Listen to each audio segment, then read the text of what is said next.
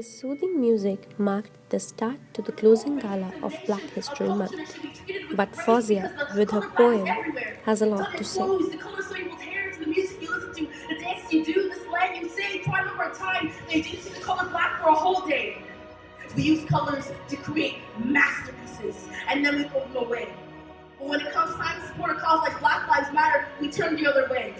Because when I was little, I would always watch these movies about slavery. I'd always watch all these movies about all these hardships that Black people went through, my ancestors, my brothers and sisters, what they went through. And I just felt like yes, that's talked about, but I just felt like when we celebrate Black history, race makes people really uncomfortable, and I've noticed that. And I'm aware of that, and I'm aware that everyone wants to focus on the celebration part, which is why I made sure that the beginning was really just about celebrating Black history, but I made sure that the end was talking about like realistically how some people aren't gonna just focus on the celebration part of Black history, my heritage, but like some people also see Black history as like a really sad, depressing thing.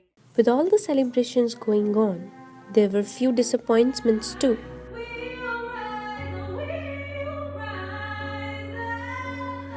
The Black Community Achievement Award, which was in 2002.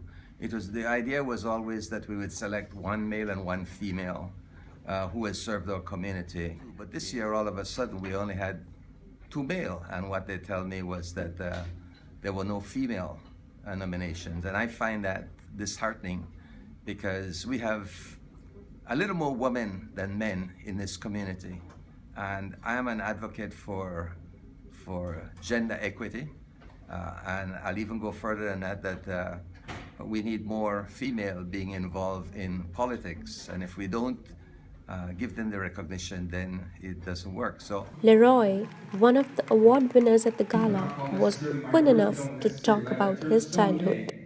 But racialized community is basically what we enjoy about our community and ourselves. And going to school, it was wonderful. My experience here was quite extensive. I played basketball. I was able to engage with people that weren't necessarily my ethnicity. It's a lot of what's called microaggressions. It's the jokes, the comments, the terms people use to reflect people from my community, which were not necessarily positive. And microaggression came by a man named Chester Pierce, who was actually a psychiatrist and also a person at Harvard University there, a professor there, and he coined the phrase microaggression in 1971, and I felt that I could relate to that because of what those small things could do to a person of my complexion.